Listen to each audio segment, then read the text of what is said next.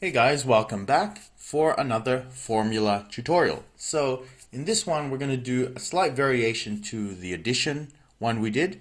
Instead, we're going to be doing subtraction. So works exactly the same as addition. All right, so I'm going to show you. So all you want to do is the first number that you're minusing, right? You're minusing from minus the second number. So exactly the same as addition. So I'll show you that now. Equals, okay? Select the first value. So in this example, we have my candy in my candy bag, right? And then my girlfriend's candy addiction, which I have to suffice, all right? Which I have to feed, all right? Or no girlfriend, all right? Very simple. So we go 7, my candy, minus how much candy she likes.